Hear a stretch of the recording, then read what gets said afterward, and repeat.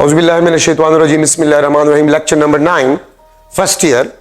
ठीक है, ये आपके पास फर्स्ट ईयर चैप्टर नंबर 2। अच्छा, equilibrium the state of rest और uniform motion is known as equilibrium state.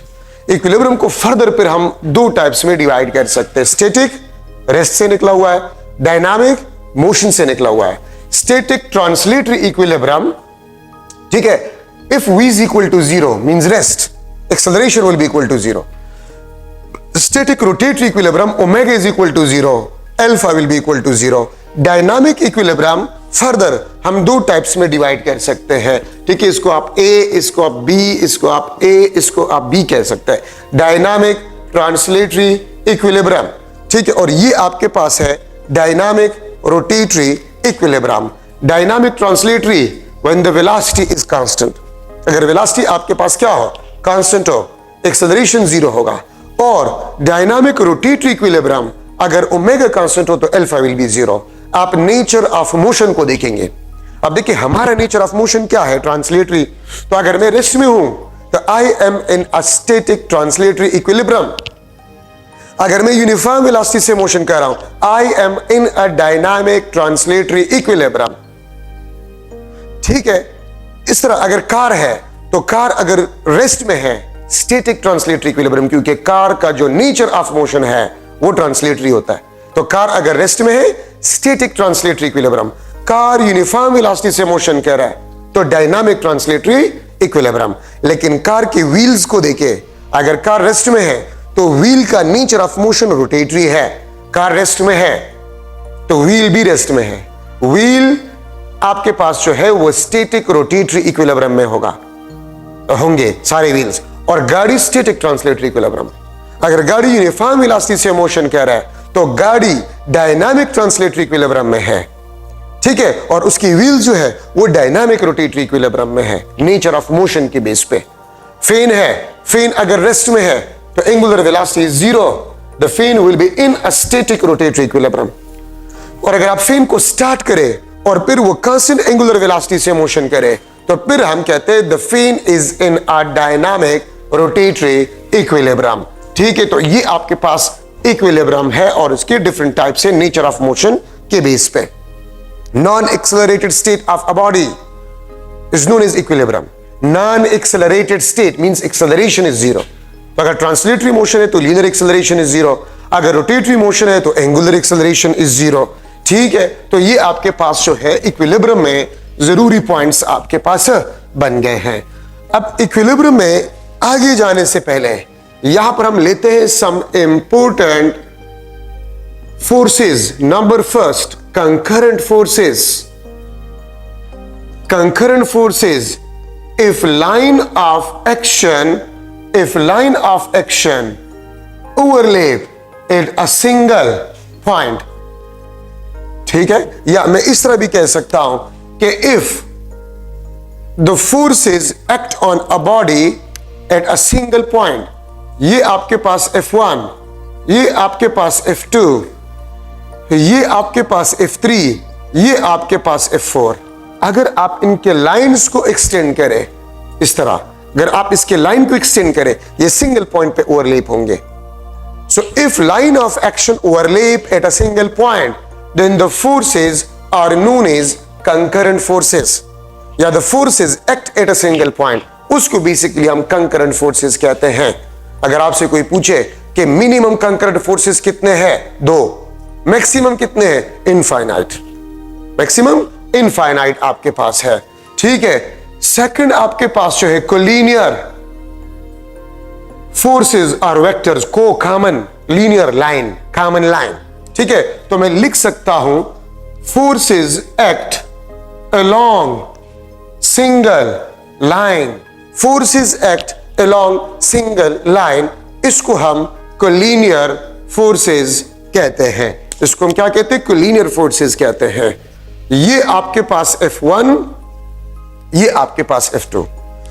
ठीक है, तो ये अगर आप इन फोर्सेस को देखें, so the forces lie on a single line, तो इसको हम कोलिनियर फोर्सेस कहते हैं। और याद रखिए, all collinear forces are concurrent, but all concurrent forces are not a collinear. इस फिगर में देखिए ये फोर्सेस कंकरेंट है, कोलिनियर नहीं है। ये कोलिनियर है और कंकरेंट भी है, तो all collinear forces are concurrent as well, but all concurrent forces are not a collinear. Minimum collinear forces 2, maximum collinear forces infinite. Third आपके पास जो है कोप्लेनर फोर्सेस, को कॉमन. ठीक है, तो मैं लिख लूंगा forces lie in a single plane. Forces lie in a single plane. The forces will be known as coplanar forces. अब ये व्हाइट बोर्ड एक प्लेन है, तो इसमें मैं जितनी भी फोर्सेस को ड्रा करूं वो सारे आपके पास कोप्लेनर फोर्सेस होंगे. ठीक है, तो coplanar common plane, minimum coplanar forces 2, maximum infinite. Coinitial, तो co common initial starting point. ठीक है, तो if the starting point of the forces are same, they are known as coinitial forces. But आपके first condition और second में, first condition में ज्यादातर यही इस्तेमाल होंगे. ठीक है, तो ये आपके पास जो है कुछ इंपोर्टेंट फोर्सेस या इंपोर्टेंट वेक्टर्स आप नॉर्मली किसी और वेक्टर के लिए भी डिस्कस कर सकते हैं. ठीक है, अब यहां पर मैं डिस्कस कर रहा हूं फर्स्ट कंडीशन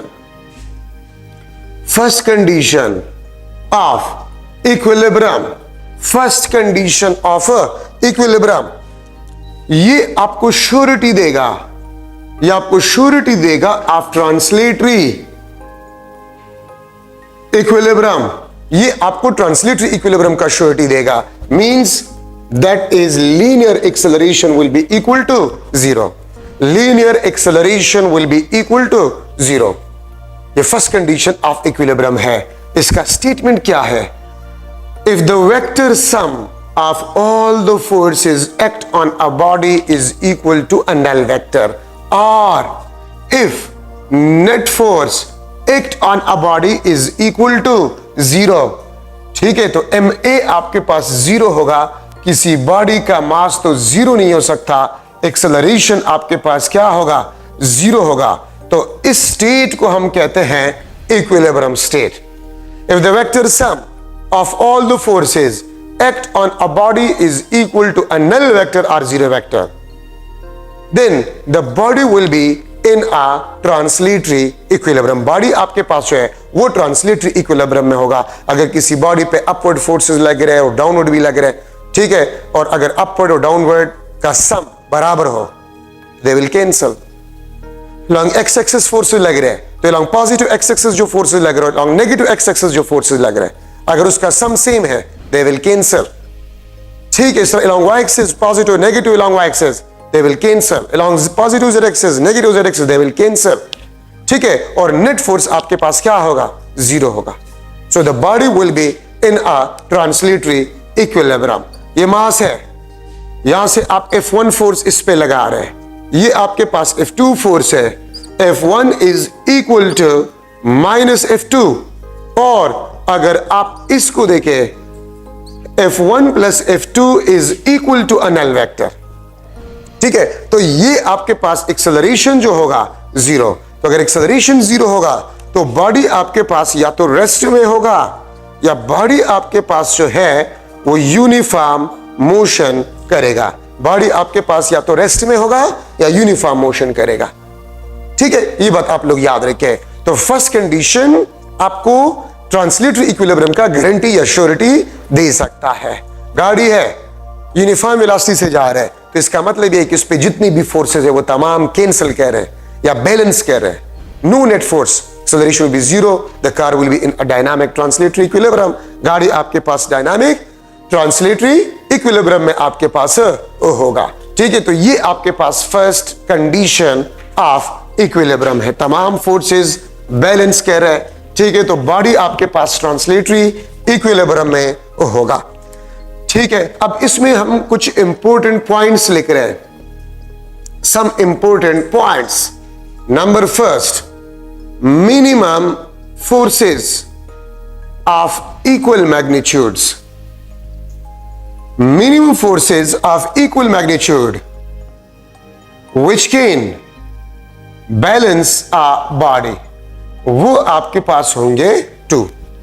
और वो 2 फोर्सेस आपके पास जो है दे मस्ट बी, जो 2 फोर्सेस होंगे दे मस्ट बी कोलिनियर वो आपके पास कोलिनियर होने चाहिए, कोप्लेनर भी होने चाहिए, और अगर कोलिनियर है तो कंकरेंट भी होंगे, कंकरेंट भी होंगे, ठीक है, और आपके पास एंटी पैरेलल भी होंगे।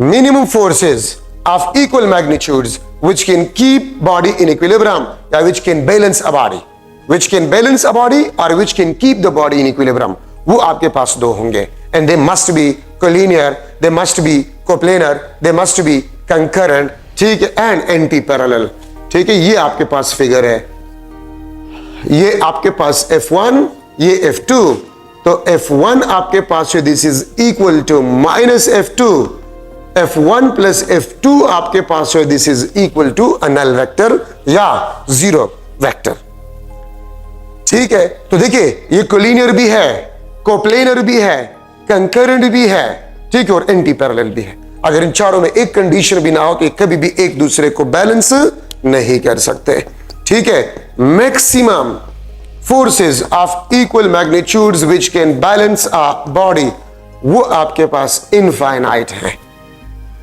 ठीक है। थर्ड पॉइंट में लिख रहा हूं, theta is equal to 360 degree divide by n. ये आपके पास, this is the angle between two adjacent forces, adjacent forces. ये एन किस चीज को रिप्रेजेंट करता है? ये number of forces of equal magnitudes. तो देखिए अगर आपसे पूछ लिया जाए कि दो फोर्सेस है तो एन आपके पास 2 होगा। दो फोर्सेस है इक्वल मैग्नीट्यूड के, जो कि बॉडी को बैलेंस कर रहा है या बॉडी इक्विलिब्रियम में उन फोर्सेस, दो फोर्सेस की मौजूदगी में, तो 360 को आप 2 पे डिवाइड करें, 180 ऊपर फिगर में मौजूद है।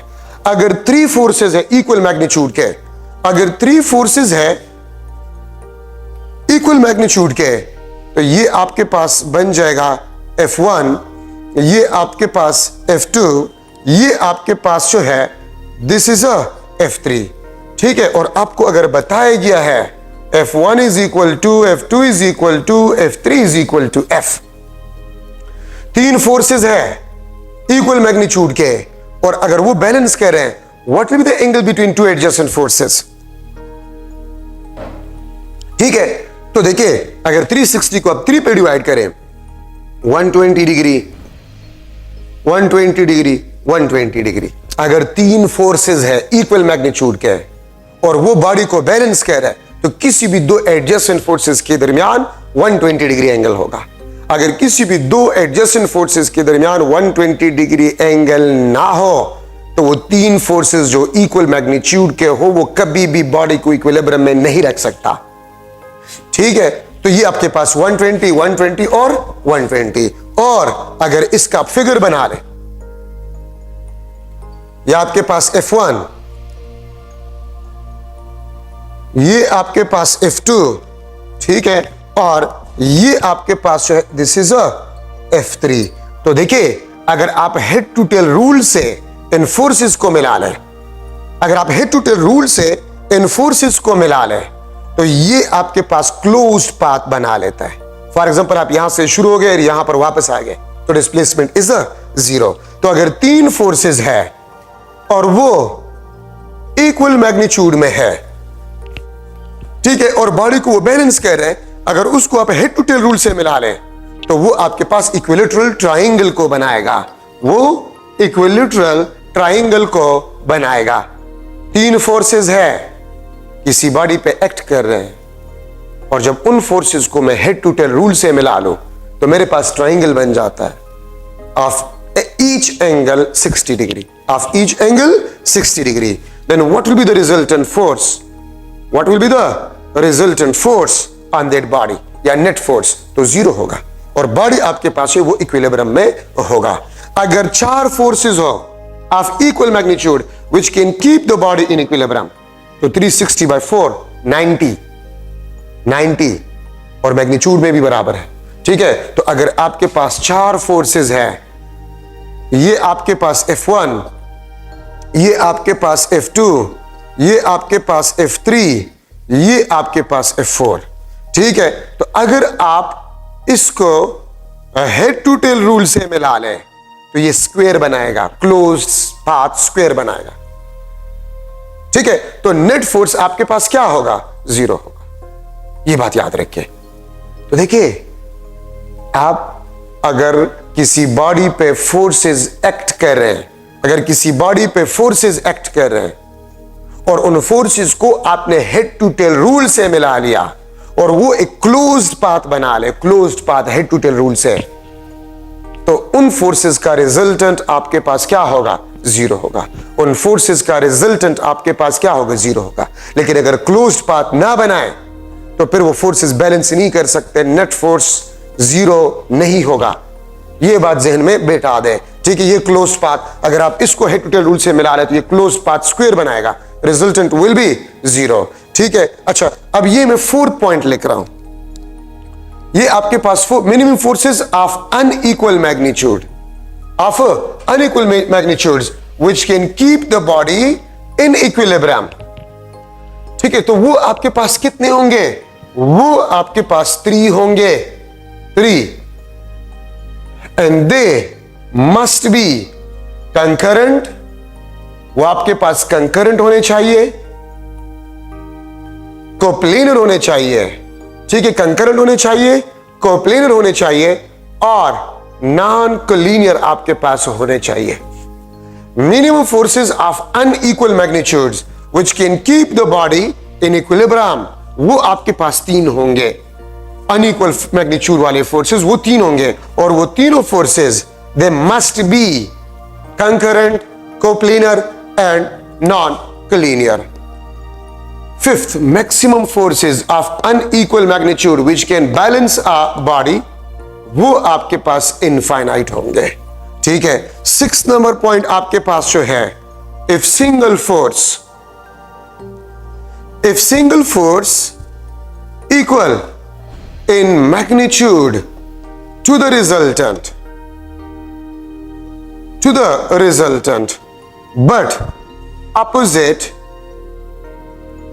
but opposite in direction, apply can keep body in equilibrium. If single force equal in magnitude to the resultant but opposite in direction, apply can keep body in a equilibrium. अगर आपसे कोई पूछे कि एक body है, उस पे 3 forces लग रहे, 4 फोर्सेस लग रहे, 5 फोर्सेस लग रहे, 2 फोर्सेस लग रहे, 10 फोर्सेस लग रहे, लेकिन उसका रिजल्टेंट 10 न्यूटन ईस्ट हो, उसका तमाम फोर्सेस जितने भी लग रहे हैं, उसका रिजल्टेंट फोर्स 10 न्यूटन ईस्ट हो, तो मैं उस बॉडी पे कितना फोर्स लगा दूं और किस डायरेक्शन में, so that the body attain equilibrium state. तो बाकी फोर्सेस को गोली मारे, रिजल्टेंट को देखे। अगर रिजल्टेंट 10 न्यूटन ईस्ट है तो 10 न्यूटन वेस्ट फोर्स लगा ले, अब बॉडी को इक्विलिब्रियम में ला सकते हैं। बाकी किसी भी डायरेक्शन में कोई भी फोर्स लगा ले, आप कभी भी बॉडी को इक्विलिब्रियम में नहीं रख सकते। ठीक है, if single force equal in magnitude to the resultant but opposite in direction, apply can keep body in a equilibrium. ठीक है, ये आपके पास 6th पॉइंट बन गया, ये आपके पास 7th पॉइंट बन गया। ठीक है, वो आपके पास क्या होगा? When n forces act on a body and body is in equilibrium, when n forces act on a body and body is in equilibrium and one force remove, एक फोर्स को हमने रिमूव कर लिया है। ठीक है, then the resultant unbalanced force act will be then the resultant unbalanced force act will be equal in magnitude but opposite in direction.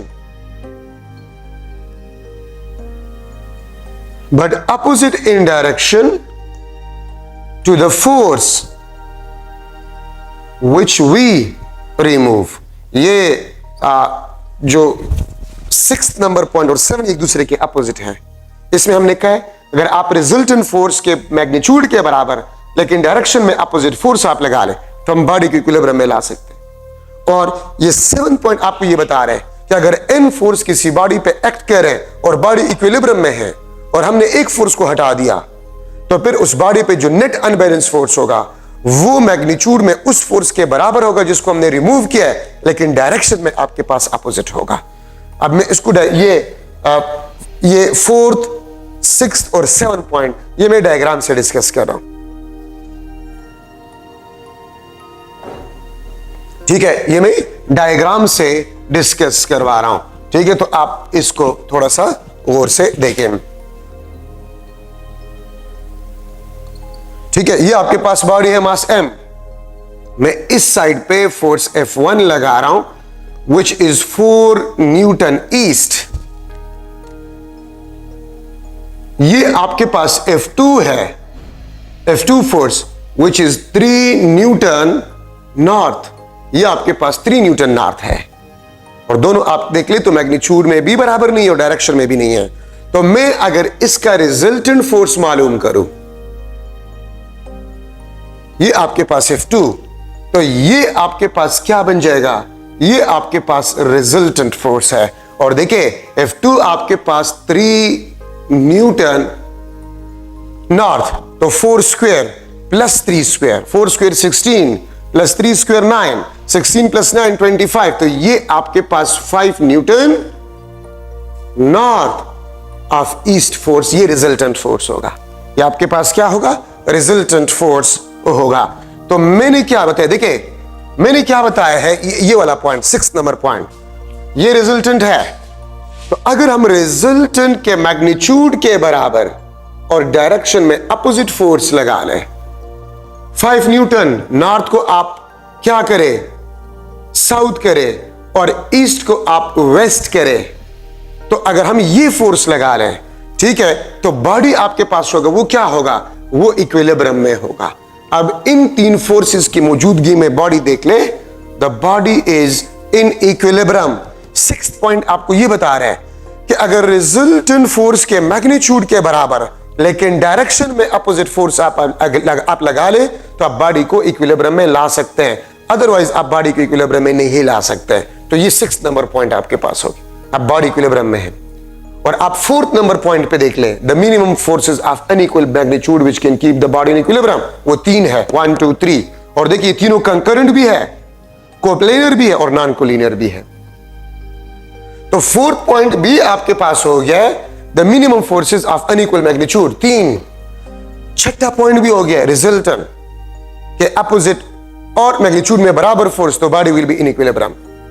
और जो लास्ट पॉइंट है आपके पास, अगर n फोर्सेस n 2 3 4 10 कितनी भी हो सकते हैं, अगर ये फोर्सेस किसी बॉडी पे एक्ट कर रहे हैं, ठीक है, और आप एक फोर्स को हटा दे, तो फिर जिस फोर्स को आपने हटा दिया है अनबैलेंस फोर्स का मैग्नीट्यूड उसी फोर्स के बराबर होगा, लेकिन डायरेक्शन में आपके पास अपोजिट होगा। अब इन 3 फोर्सेस की मौजूदगी में बॉडी इक्विलिब्रियम में है। ठीक है, ये कंकरेंट भी है, नॉन कोलिनियर भी है और कोप्लेनर भी है। और याद रखिए एक चीज कि हम रिजल्टेंट के मैग्नीट्यूड के बराबर लेकिन डायरेक्शन में अपोजिट जो फोर्स लगाएंगे वो कोप्लेनर होना चाहिए। अगर आप रिजल्टेंट के मैग्नीट्यूड के बराबर फोर्स लगा लें और वो कोप्लेनर ना हो उस फोर्स रिजल्टेंट फोर्स के, तो कभी भी वो बॉडी को बैलेंस नहीं कर सकता। अच्छा, अब इन 3 फोर्सेस की मौजूदगी में बॉडी इक्विलिब्रियम में है। तो इस लास्ट पॉइंट को देखें, अगर मैं इस फोर्स को हटा दूं तो अब बॉडी इक्विलिब्रियम में नहीं होगा। अब इस पे नेट फोर्स कितना होगा, 4 न्यूटन ईस्ट को हमने हटा दिया तो रिजल्टेंट फोर्स इस मास पे 4 न्यूटन वेस्ट होगा, 4 न्यूटन वेस्ट होगा। अगर आप इसको हटा दे, अगर आप इसको हटा दे, बॉडी तो इक्विलिब्रियम में था, मैंने एक फोर्स को हटा दिया, 3 न्यूटन नॉर्थ को मैंने हटा दिया, तो अब इस पे net unbalance force 3 Newton south होगा। अगर आप इसको हटा दे, ठीक है, आप अगर इसको हटा दे तो फिर resultant force 5 Newton north east होगा। तो ये आपके पास लास्ट पॉइंट की बात हो गई। ठीक है, आपके बुक में भी शॉर्ट क्वेश्चन से ये एमसीक्यूज है। ठीक है, तो ये आपके पास जो है इंपॉर्टेंट डिस्कशन थे in a first condition of equilibrium. ये फर्स्ट कंडीशन ऑफ इक्विलिब्रियम से रिलेटेड आपके पास एमसीक्यूज थे। मैं अगर एक एमसीक्यू इस तरह बना लूं, which pair of forces can keep body in equilibrium? ठीक है, आपके पास ए ऑप्शन जो है 1 newton, 3 newton, 5 newton. B option आपके पास 2 newton, 3 newton, 6 newton. C option आपके पास जो है 5 न्यूटन, 6 न्यूटन, 12 न्यूटन। ठीक है, और बल्कि मैं इसको 0 न्यूटन लिख लेता हूं, या इसमें मैं इस तरह कर लेता हूं, ये 4 न्यूटन, 6 न्यूटन, मैं इसको 1 न्यूटन लिख लेता हूं। डी ऑप्शन आपके पास जो है दैट इज 7 न्यूटन, 4 न्यूटन और 9 न्यूटन। तो आप मुझे बताएं कौन से पेयर ऑफ फोर्सेस बॉडी को बैलेंस रख सकता है या इक्विलिब्रियम में रख सकता है। तो इसका आसान तरीका है, आप इन दोनों फोर्सेस को ऐड करें, 1 + 3 4, मैक्सिमम पॉसिबल सम ये दोनों आपको 4 दे सकता है, 5 ये आपको नहीं दे सकता। ठीक है, 4 से ज्यादा आपको नहीं दे सकता, तो ये तो 5 है, 4 से ज्यादा है, तो ये 3 फोर्सेस की मौजूदगी में बॉडी कभी भी इक्विलिब्रियम में नहीं हो सकता। 2 + 3 5, मैक्सिमम ये हमें 5 दे सकता है, लेकिन ये तो 6 यहां पर तीसरा फोर्स है, ये कभी भी बैलेंस नहीं कर सकता। ठीक है, अगर आप इसको देखें 4 + 6 10, 10 से कम है, 6 - 4 2, मिनिमम से कम है, तो ये कभी भी बैलेंस नहीं कर सकता। 7 + 4 11, 7 - 4 3, तो ये 9 मैक्सिमम और मिनिमम के दरमियान है, ये 9 इसके मैक्सिमम और मिनिमम के दरमियान है, तो ये 3 फोर्सेस बैलेंस कर सकते हैं, ये 3 फोर्सेस बैलेंस कर सकते हैं, लेकिन ए बी सी ऑप्शन आपके पास कभी भी बैलेंस नहीं कर सकते। तो ये आपके पास फर्स्ट कंडीशन में इंपॉर्टेंट डिस्कशन आपके पास आ गया। ठीक है, so first condition of equilibrium में जितनी भी इंपॉर्टेंट कांसेप्ट्स थे वो मैंने आपको सिखा दिए, इंशाल्लाह आपको कोई प्रॉब्लम नहीं होगी एमसीक्यूज में। ठीक है, अच्छा, टार्क आपके पास जो होते हैं the cross product of the momentum and force.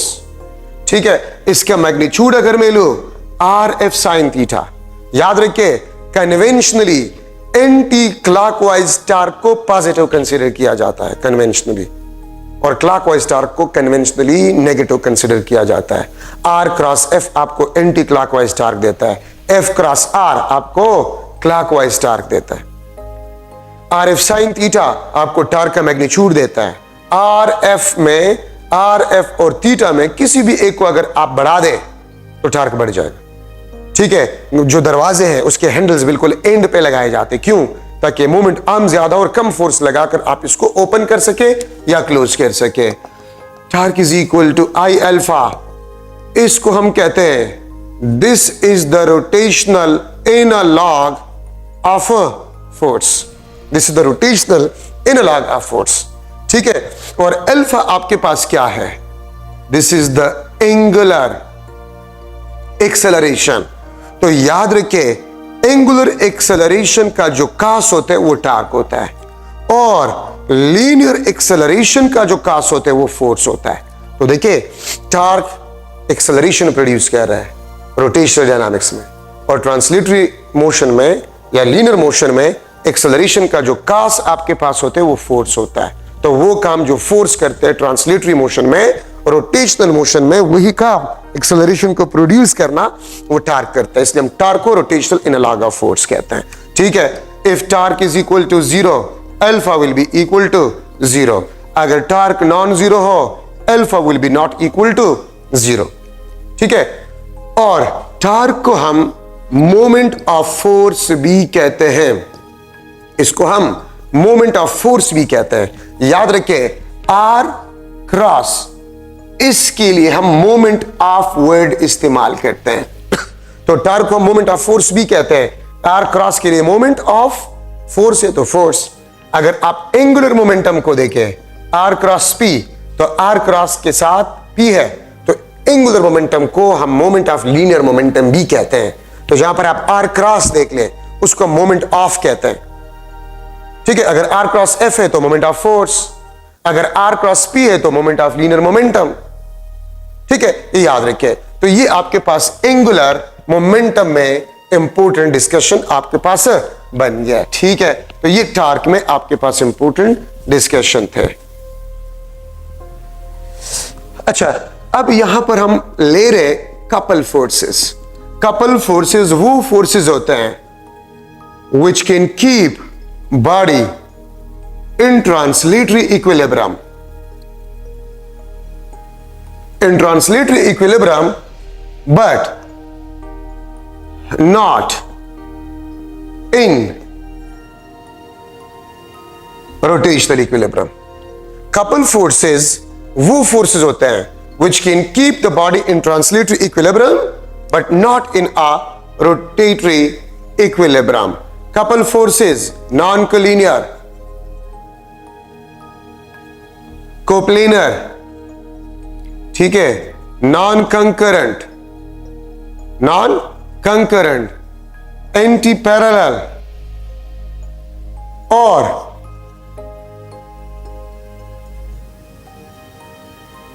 Equal in magnitude. ठीक है, ये कपल फोर्सेस की प्रॉपर्टीज में एक भी मिसिंग हो तो फिर फोर्सेस को हम कपल फोर्सेस नहीं कहते हैं। Couple forces are non collinear, coplanar, non concurrent, equal in magnitude और एंटी पैरेलल। ये आपके पास कपल फोर्सेस कहलाते हैं। ठीक है, ये अगर आपके पास एक रॉड है, ठीक है, और इसके इस एंड पे फोर्स लग रहा है F1 और दूसरे एंड पे फोर्स लग रहा है F2, तो आप इसको देखें, F1 आपके पास माइनस F2 के बराबर है, तो ये नॉन कोलिनियर भी है, इक्वल मैग्नीट्यूड भी है। ठीक है, अगर आप इसको सम करें इज इक्वल टू 0, ये फर्स्ट कंडीशन को भी सेटिस्फाई कर रहा है। इसका मतलब ये है कि बॉडी आपके पास है वो ट्रांसलेटरी इक्विलिब्रियम में है। ठीक है, अगर मैं इसको एक्सिस ऑफ रोटेशन लो, अगर मैं इसको एक्सिस ऑफ रोटेशन लो, ये आपके पास मोमेंट आर्म होगा R1 L/2, ठीक है, और ये आपके पास मोमेंट आर्म होगा R2, ये भी L/2 है। अगर बिल्कुल एंड्स पे फोर्सेस लग रहे हैं। आप अगर इस F1 को देखें, ये आपके पास एंटी क्लॉकवाइज में टार्क को प्रोड्यूस करेगा, और जो F2 है ये भी आपके पास एंटी क्लॉकवाइज में टार्क प्रोड्यूस कर रहे हैं। तो अगर आप F1 के टार्क को देखें और आप F2 के टार्क को देखें तो इनका टार्क आपके पास सेम है। अगर इनका टार्क आपके पास सेम है तो फिर नेट टार्क आपके पास नॉन जीरो होगा। अब अगर मैं नेट टार्क को मालूम करूं तो this will be equal to the sum of torque T1 and T2, और अगर आप इसको सम करें ये आपके पास LF आएगा। ठीक है, L length of a rod, अगर आप इसको सॉल्व करें तो L/2 F1 plus L/2 F2, और F1 F2 बराबर है F। ठीक है, तो ये आपके पास LF, और इस L को हम कहते हैं, this L is known as couple arm, और इस फोर्स को हम कहते हैं दिस इज कपल फोर्स। ठीक है, तो कपल फोर्स को और कपल आर्म को अगर आप मल्टीप्लाई करें तो आपके पास टार्क बाय कपल फोर्सेस आ जाएंगे। टार्क बाय कपल फोर्सेस आपके पास आ जाएंगे। ठीक है, ये बात याद रखें। तो टार्क आपके पास जो है, the product of the couple arm and force is known as the net torque produces by the couple forces. ठीक है, तो देखिए मैंने आपको कहा कि जो net torque couple forces produce करते हैं वो कपल आर्म और कपल फोर्स का प्रोडक्ट होता है। तो देखिए यहां से आप देख सकते हैं कि आपके पास टार्क जो है it is not equal to 0, तो अल्फा बी आपके पास नॉट इक्वल टू 0 के बराबर होगा। नेट टार्क 0 नहीं होगा तो अल्फा बी 0 नहीं होगा। तो मैंने डिफिनीशन में लिखा है कि कपल फोर्सेस वो बॉडी को ट्रांसलेटरी इक्विलिब्रियम में रख सकता है, लेकिन रोटेशनल इक्विलिब्रियम में इसको नहीं रख सकता। ठीक है, इसको बेसिकली हम कहते हैं कपल फोर्सेस। ठीक है, और कपल आर्म आपके पास जो है, कपल आर्म का मतलब होता है the perpendicular distance between couple forces. The perpendicular distance between couple forces, इसको हम couple arm कहते हैं। ठीक है, तो मैं अगर जनरली लिख लो तो T is equal to LF, where L is the couple arm। तो अगर आपको couple arm, अगर मैं लेंथ ऑफ रॉड आपको दो फोर्स एंड्स पे लग रहे हैं और couple force, तो टॉर्क आप इससे मालूम कर सकते हैं। ठीक है, तो हमने डिफिनीशन में लिखा था कि which can keep the body in translatory equilibrium but not in a rotatory equilibrium। ठीक है, अगर मैं एक MCQ बना लूं कि couple forces each of 10 Newton act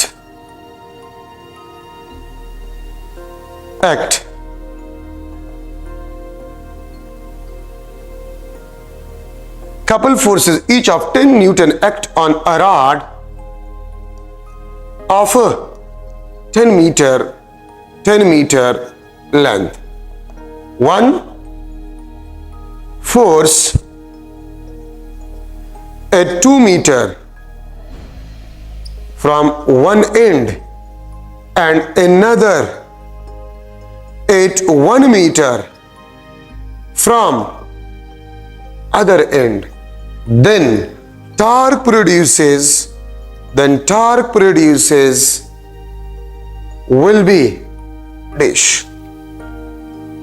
तो देखिए आपके पास couple forces each of magnitude 10 Newton, length of rod क्या है 10 मीटर, एक 2 मीटर फ्रॉम वन एंड और दूसरा 1 मीटर फ्रॉम अदर एंड। ठीक है, तो फिर आपके पास स्टार क्या होगा, मैं ए ऑप्शन लिख लेता हूं 100 न्यूटन मीटर। ठीक है, मैं दूसरा लिख लेता हूं 70 न्यूटन मीटर, सी में लिख लेता हूं 30 न्यूटन मीटर और डी ऑप्शन आपके पास 0 न्यूटन मीटर। तो एक बात आप लोग याद रखें, अगर फोर्सेस एंड पे नहीं लग रहे, एक एंड से 1 मीटर डिस्टेंस पे लग रहा है और दूसरा आपके पास जो है वो दूसरे एंड से 2 मीटर पे लग रहा है, तो आप देखिए क्या ले लेंगे, एक फोर्स 2 मीटर पे लग रहा है, ये 2 मीटर फ्रॉम वन एंड और दूसरा ये आपके पास F1। ठीक है, F2 आपके पास ये 1 मीटर पे लग रहा है। ठीक है, ये 1 मीटर फ्रॉम अदर एंड पे लग रहा है। तो देखिए अब आपके पास जो परपेंडिकुलर डिस्टेंस है वो ये है, this is the couple arm. तो पूरा लेंथ कितना है, पूरा लेंथ कितना है 10 मीटर है, 2 मीटर को निकाल ले 10 - 2 8 मीटर, दूसरे से 1 मीटर निकाल ले, फिर 1 मीटर निकाले 8 मीटर से तो 7 मीटर, तो ये आपके पास 7 मीटर आ जाएगा, which is basically the couple arm. ठीक है, तो 7 metre is the couple arm between the couple forces. याद रखिए जो डिस्टेंसेस एंड से गिवन है तो वो आपने पूरे लेंथ से सब्ट्रैक्ट करने होंगे। अगर एंड से डिस्टेंसेस गिवन है तो वो आपने पूरे लेंथ से सब्ट्रैक्ट करने होंगे। तो 2 + 1 3, 10 से 3 मीटर सब्ट्रैक्ट करें तो 7 मीटर आपके पास आ जाएगा लेंथ ऑफ रॉड। ठीक है, तो फिर आप 7 को 10 न्यूटन के साथ मल्टीप्लाई करें तो 70 न्यूटन मीटर आपके पास आंसर आ जाए। अगर मैं ये कह दूं कि एक फोर्स एक एंड से 2 मीटर पे लग रहा है और दूसरा फोर्स वो 3 मीटर दूसरे एंड से लग रहा है, तो 2 + 3 5, 10 से 5 मीटर निकालें तो 5 मीटर आपके पास perpendicular distance between couple forces आ जाएंगे। तो 70 न्यूटन मीटर आपके पास इसका आंसर है, जो क्वेश्चन यहां पर मैंने लिख लिया है। अच्छा, एक बात याद रखें, जो स्टीयरिंग व्हील होते हैं, स्टीयरिंग व्हील ये इसका डायमीटर होता है।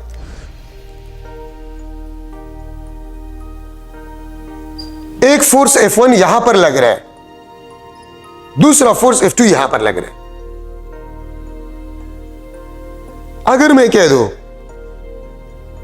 F1 is equal to -F2, F1 is equal to -F2, ठीक है, तो इसका मतलब ये दोनों फोर्सेस कपल फोर्सेस है।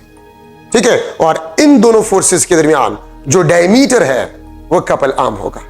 So diameter of a steering wheel will be the couple arm for the couple forces। ठीक है, अगर फोर्सेस के मैग्नीट्यूड बराबर ना हो तो फिर भी आपके पास फोर्सेस कपल फोर्सेस नहीं होंगे। ठीक है, ये बात आप लोग याद रखिए। तो ये आपके पास जो है डिस्कशन है कपल फोर्सेस में। अगर आप देखें, आपने एक चेयर देखा होगा जिसके लेग्स जो है वो इस तरह होते हैं, सेमी सर्कुलर लेग्स होते हैं। अगर इसको आप थोड़ा सा डिस्टर्ब करें तो वो टॉपल करते हैं इस तरह, इट इज टॉपलिंग। तो अगर ये टॉपल करता है, किस फोर्सेस की वजह से टॉपल करता है? तो नॉर्मल फोर्स और वेट जो होता है वो कपल फोर्सेस का काम करता है, और वही कपल फोर्सेस बेसिकली इस चेयर को टॉपल करवाता है। ठीक है, ये बात आप लोग याद रखिए। तो कपल फोर्सेस में ये इंपॉर्टेंट चीज है। अगर मैं लिख लो F1 is not equal to F2, तो फिर टार्क आपके पास R1 F1 plus R2 F2। अगर ये फोर्सेस बराबर ना हो, कपल फोर्सेस ना हो, तो फिर टार्क इस तरीके से आप मालूम करते हैं। ठीक है, तो इसका मतलब ये है कि अगर फर्स्ट कंडीशन सेटिस्फाई हो रहा है तो जरूरी नहीं है कि बॉडी आपके पास कंप्लीटली इक्विलिब्रियम में हो। ठीक है, अगर मैं लिख लो A is equal to 0, alpha is not equal to 0, इसको हम ओनली ट्रांसलेटरी इक्विलिब्रियम कहते हैं। अगर A नॉन जीरो हो, अल्फा आपके पास 0 हो, इसको हम ओनली रोटेशनल इक्विलिब्रियम कहते हैं। अगर A भी 0 हो और अल्फा भी 0 हो, इसको हम कंप्लीट इक्विलिब्रियम कहते हैं। ठीक है, अगर A 0 हो, लीनियर एक्सेलरेशन 0 हो, एंगुलर एक्सेलरेशन नॉन जीरो, तो ओनली ट्रांसलेटरी इक्विलिब्रियम। अगर लीनियर एक्सेलरेशन नॉन जीरो हो, अल्फा 0 हो, तो ओनली रोटेशनल इक्विलिब्रियम। अगर लीनियर एक्सेलरेशन और एंगुलर एक्सेलरेशन दोनों 0 हो, तो हम कहते हैं the body is in complete equilibrium. Body आपके पास कंप्लीट इक्विलिब्रियम में होगा। तो अगर फर्स्ट कंडीशन सेटिस्फाई हो रहा है तो जरूरी नहीं कि बॉडी कंप्लीट इक्विलिब्रियम में हो। ठीक है, तो इसलिए फिर सेकंड कंडीशन की जरूरत आपके पास आ जाती है। सेकंड कंडीशन ऑफ इक्विलिब्रियम, ये आपको श्योरिटी देता है ऑफ रोटेशनल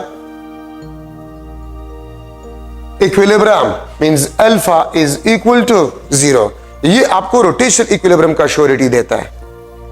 ठीक है, ये आपको ट्रांसलेटरी इक्विलिब्रियम का श्योरिटी नहीं दे सकता। सेकंड कंडीशन ऑफ इक्विलिब्रियम, और इसको हम इस तरह कहते हैं, if the vector sum of all the torques acting on a body is equal to a null vector or zero vector, then the body will be in a rotational equilibrium. ठीक है, या मैं इसको इस तरह भी लिख सकता हूं, or the sum of anti-clockwise torque is equal to the sum of clockwise torque. ठीक है, तो फिर आपके पास जो नेट टार्क होगा वो 0 होगा, I अल्फा आपके पास 0 होगा, I will be not equal to 0, तो अल्फा आपके पास क्या बन जाएगा? 0। So it means second condition of equilibrium आपको rotational equilibrium का श्योरिटी देता है। If there is no net torque, there will be no angular acceleration. If the sum of anti-clockwise torque is equal to the sum of clockwise torque, then the body will be in a rotational equilibrium. ठीक है, vector sum of all the torques acting on a body is equal to a null vector, फिर भी आपके पास body rotational equilibrium में होगा। अगर आप इसको ले,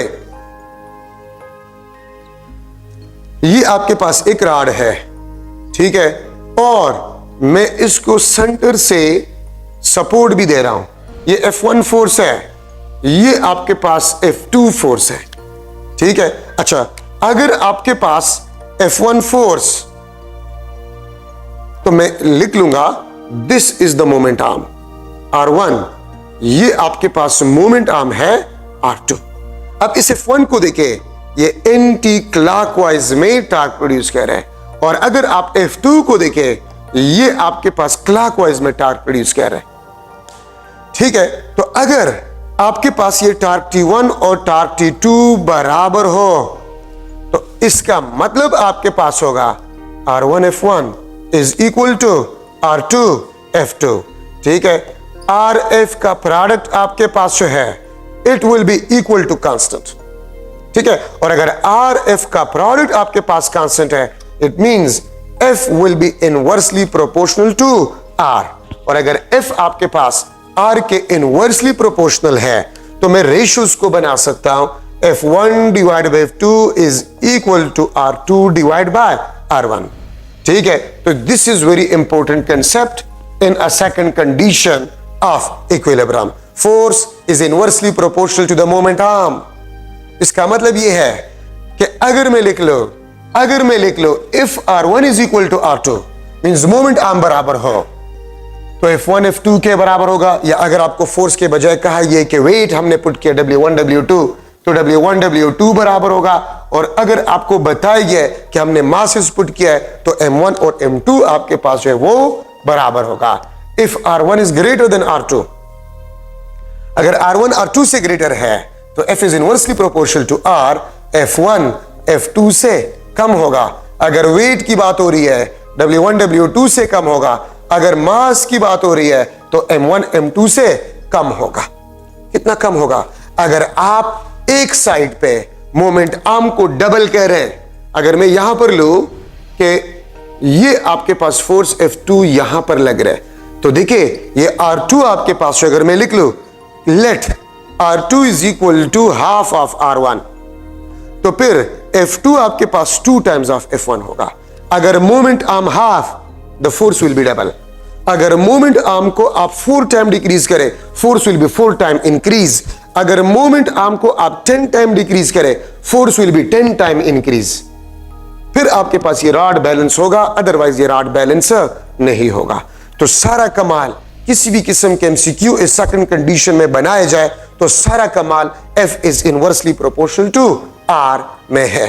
ठीक है, कि जहां पर मोमेंट आर्म को आप बढ़ाएंगे वहां पर फोर्स या वेट या मास को आपने कम करना होगा। ठीक है, ये आपके पास सेकंड कंडीशन ऑफ इक्विलिब्रियम को रिप्रेजेंट करता है।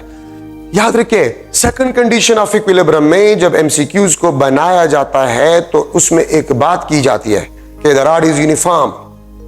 तो जब भी आपको बताया जाए कि द रॉड इज यूनिफॉर्म, तो इसका मतलब ये होगा कि सेंटर ऑफ ग्रेविटी बिल्कुल सेंटर पे लाई करेगा। और अगर रॉड यूनिफॉर्म ना हो तो फिर सेंटर ऑफ ग्रेविटी सेंटर पे लाई नहीं करेगा। ठीक है, दूसरी बात, अक्सर अगर एमसीक्यू में आपको यह बताया जाए यूनिफॉर्म मीटर रॉड, तो इसका मतलब होगा ये रूलर है यूनिफॉर्म और इसका सेंटर ऑफ ग्रेविटी वो बिल्कुल मिड पे होगा 50 सेंटीमीटर पे, क्योंकि हम रॉड का जो लेंथ है वो हम 100 सेंटीमीटर लेंगे। रॉड का जो लेंथ होगा वो हम 100 सेंटीमीटर लेंगे और सेंटर ऑफ ग्रेविटी 50 सेंटीमीटर पे होगा अगर मीटर रॉड यूनिफॉर्म हो। ठीक है, तो मैं अगर कुछ मॉडल एमसीक्यूज बना लूं, uniform metre rod is balanced या supported at mid point, mid point पे इसको बैलेंस किया गया है। 100 gram mass put at 40 centimetre mark.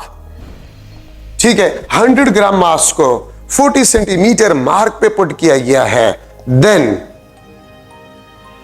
Eight what point 200 gram mass put so that rod is balanced। ठीक है, मैं ऑप्शन लिख लेता हूं, 45 सेंटीमीटर, बी ऑप्शन आपके पास 55 सेंटीमीटर, 60 सेंटीमीटर, 65 सेंटीमीटर। ठीक है, then at what point 200 gram put so that the rod is balanced। मैंने इसको ब्रैकेट में बंद कर लिया।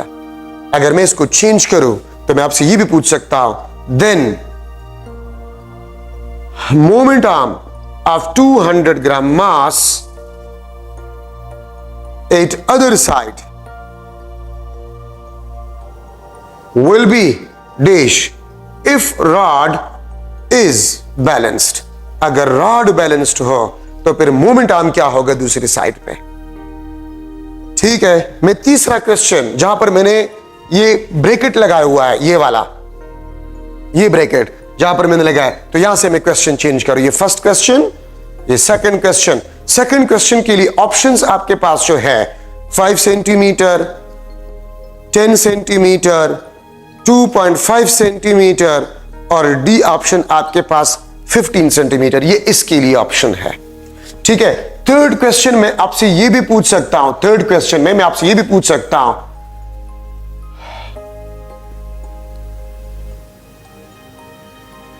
At what distance from other and we put 200 gram mass so that rod is balanced. ठीक है, दूसरे एंड से मैं कितने डिस्टेंस पे जो है मास को रख लूं so that the rod is a balanced. तो 45 सेंटीमीटर पे, बी ऑप्शन 40 सेंटीमीटर पे, सी ऑप्शन आपके पास 50 सेंटीमीटर पे और डी ऑप्शन 55 सेंटीमीटर पे. ठीक है, तो ये आपके पास 3 क्वेश्चंस हो गए. तो आप याद रखिए इस किस्म के एमसीक्यूज में सबसे इंपॉर्टेंट चीज होता है कि आपने रॉड को कहां पर बैलेंस किया हुआ है.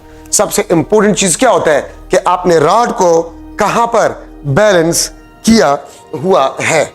यह सबसे इंपॉर्टेंट चीज होता है. तो देखिए आपने मीटर रॉड को मिड पॉइंट पे बैलेंस किया हुआ है और मिड पॉइंट मीटर रूलर का क्या होता है 50 सेंटीमीटर. ठीक है, यहां से 0 सेंटीमीटर और यहां पर आपके पास जो होता है वो 100 सेंटीमीटर होता है. यहां पर 0 सेंटीमीटर, यहां पर आपके पास 100 सेंटीमीटर होता है. ठीक है, अच्छा अब हमने 100 ग्राम मास को पुट किया हुआ है 40 सेंटीमीटर मार्क पे. तो यहां पर आपके पास क्या होगा 40 सेंटीमीटर मार्क्स पॉइंट पे आपने पुट किया है 100 ग्राम मास. तो आप थोड़ा सा देख ले 50 और 40 के दरमियान कितना डिस्टेंस है, आप इसको देख ले. 50 minus 40 10 centimetre. So 10 centimetre is the moment arm of 100 gram मास. ठीक है, तो अगर 100 ग्राम मास का मोमेंट आर्म 10 सेंटीमीटर है तो 200 ग्राम की दूसरे साइड पे मोमेंट आर्म क्या होगा. सो देखिए 200 ग्राम मास 100 का डबल है. If the mass is double, the moment arm will be half. तो 10 का हाफ क्या है 5 सेंटीमीटर. ठीक है, यहां पर आपके पास क्या होगा 5 सेंटीमीटर पे आप 200 ग्राम मास को रख ले तो रॉड आपके पास बैलेंस होगा. तो 50 के साथ अगर आप 5 ऐड करें तो 55 सेंटीमीटर. तो देखिए अगर आप 55 सेंटीमीटर पे 200 ग्राम मास को पुट करें सो रॉड विल बी बैलेंस. ठीक है, अच्छा अब देखिए मोमेंट आर्म क्या है आपके पास 200 ग्राम का 5 centimetre. This is the answer. ठीक है, अच्छा दूसरे एंड से डिस्टेंस क्या है तो आप इसको देखिए दूसरे एंड से डिस्टेंस 45 सेंटीमीटर है. तो इसमें आंसर आपके पास 45 सेंटीमीटर. तीनों के आंसर्स आपको मिल गए हैं. ठीक है, 100 ग्राम का मोमेंट आर्म 10 सेंटीमीटर, 50 और 40 के दरमियान मोमेंट डिस्टेंस 10, तो ये 100 ग्राम का मोमेंट आर्म होगा. तो 200 ग्राम का मोमेंट आर्म दूसरे साइड पे 5 सेंटीमीटर होगा और अगर आप 50 के साथ 5 को ऐड करें तो 55 सेंटीमीटर आपके पास आंसर आ जाएगा. ठीक है, तो इन तीनों क्वेश्चंस के आंसर आपको मिल गए हैं. अब अगर मैं इस तरह लिख लो MCQ, uniform metre rod is supported at 40 centimetre mark. 40 centimetre mark पे यूनिफॉर्म मीटर रॉड को बैलेंस किया गया है. ठीक है, when 20 newton weight, when 20 newton weight is put at, when 20 Newton weight is put at 35 centimeter rod balance, then weight of rod will be dash. weight of rod आपके पास है वो क्या होगा. ठीक है, तो देखिए ए ऑप्शन आपके पास 20 न्यूटन, बी ऑप्शन आपके पास 10 न्यूटन, सी ऑप्शन आपके पास 5 न्यूटन और डी ऑप्शन आपके पास जो है इट इज 40 न्यूटन. ये आपके पास ऑप्शन है. तो मैंने आपको स्टार्ट में बताया कि क्वेश्चन में सबसे इंपॉर्टेंट चीज आपके पास ये होता है कि रॉड को कहां पर बैलेंस किया गया है, कहां पर सपोर्ट दिया गया है. ठीक है, ये सबसे इंपॉर्टेंट होता है. तो आप अगर देखें तो आपको बताया गया है कि rod uniform metre rod is supported at 40 centimetre mark. Rod को 40 सेंटीमीटर मार्क पे सपोर्ट किया गया है. ठीक है, और यूनिफॉर्म मीटर रॉड है तो 50 सेंटीमीटर पे आपके पास सेंटर ऑफ ग्रेविटी होगा. ठीक है, weight of rod centre of gravity पे एक्ट करेगा. अच्छा 35 सेंटीमीटर पे यहां से 0 सेंटीमीटर यहां तक 100 सेंटीमीटर. ठीक है, 35 सेंटीमीटर पे 20 न्यूटन वेट को रखा गया है। ठीक है, 35 सेंटीमीटर पे 20 न्यूटन वेट को रखा गया है। तो आप अगर 40 और 35 के दरमियान अगर आप इस लेंथ को मालूम करें तो ये 5 सेंटीमीटर है। 40 और 35 5 centimetre. So 5 centimetre is the moment arm for 20 Newton wait. ठीक है, अब ये देखिए सेंटर ऑफ ग्रेविटी 50 पे है, सपोर्ट 40 पे है, तो 50 और 40 के दरमियान डिस्टेंस कितना है? 10 सेंटीमीटर। तो देखिए वेट ऑफ रॉड का मोमेंट आर्म 10 सेंटीमीटर है, जो कि 5 सेंटीमीटर का डबल है। अगर मोमेंट आर्म डबल है तो weight of rod will be half, तो 10 न्यूटन आपके पास वेट ऑफ रॉड होगा। This is the answer, this is the answer. अगर मैं कह दूं 35 सेंटीमीटर पे मैंने 100 ग्राम मास को रख लिया, what will be the mass of metre rod? तो अगर मोमेंट आर्म डबल है तो आपके पास मास हाफ होगा, तो 100 ग्राम का मास हाफ, वो 50 ग्राम आपके पास आंसर होगा। So these are some model MCQ. ठीक है, मैं अगर इस तरह लिख लो, लेट सपोज ये आपके पास कैपिटल एम है, दरमियान से हमने इसको सपोर्ट दिया है। ठीक है, ये आपके पास जो है ये आपके पास स्मॉल एम है, कैपिटल एम, ये आपके पास स्मॉल एम। अगर मैं लिख लो कैपिटल एम आपके पास जो है दिस इज 40 kg, तो स्मॉल एम आपके पास क्या होगा? इफ दिस इज बैलेंस, अगर ये आपके पास बैलेंस होगा तो स्मॉल मास क्या होगा?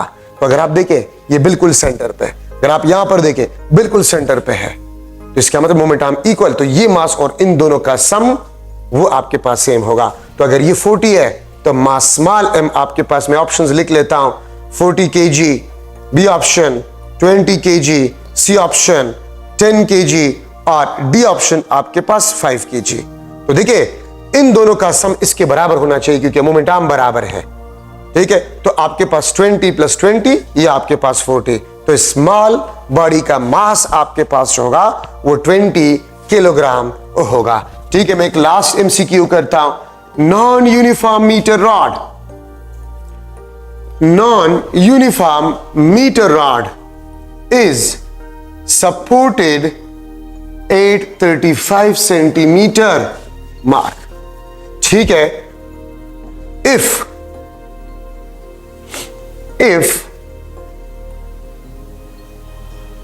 100 न्यूटन, बल्कि 100 के बजाय मैं लिख लूंगा 40 Newton weight put at 25 centimeter mark, 25 centimeter mark. ठीक है, rod balance, when weight of rod is also 40 Newton, when weight of rod is also 40 Newton, then center of gravity will lie at dash point. Centre of gravity किस point पे लाई करेगा? ठीक है, centre of gravity किस point पे लाई करेगा non uniform metre rod का? ठीक है, तो देखिए कहां पर सपोर्ट किया गया? 35 पे इसको सपोर्ट दिया गया है और 40 न्यूटन वेट को 25 सेंटीमीटर पे रखा गया है। तो 35 और 25 के दरमियान लेंथ कितना होता है? 10 सेंटीमीटर। तो 40 न्यूटन का मोमेंट आर्म 10 सेंटीमीटर है, तो अगर रॉड का वेट 40 न्यूटन है तो इसका मोमेंट आर्म भी आपके पास 10 सेंटीमीटर होना चाहिए। ठीक है, तो मैं ऑप्शन लिख लेता हूं 45 सेंटीमीटर, 50 सेंटीमीटर, 65 सेंटीमीटर और 55 सेंटीमीटर। तो आंसर आपके पास क्या होगा? 45 सेंटीमीटर। क्यों? अगर मैं डायग्राम बना लूं तो डायग्राम से आपको इजीली समझ आ जाएगा। ये आपके पास रॉड है, कहां पर हमने इसको सपोर्ट दिया है? 35 सेंटीमीटर पे हमने इसको सपोर्ट दिया है। ठीक है, और 25 सेंटीमीटर पे हमने 40 न्यूटन वेट को सस्पेंड किया है। तो आप इसके मोमेंट आर्म को देखें, 35 और 25 सेंटीमीटर के दरमियान 10 सेंटीमीटर आपके पास मोमेंट आर्म है।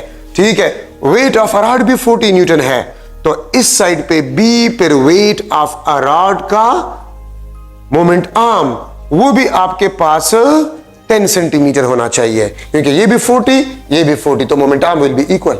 तो 35 के साथ 10 ऐड करें, ये क्या आ जाएगा? 45 सेंटीमीटर इज द आंसर। ये आपके पास आंसर होगा। तो देखिए ये आपके पास कुछ मॉडल एमसीक्यूज है in a second condition of equilibrium.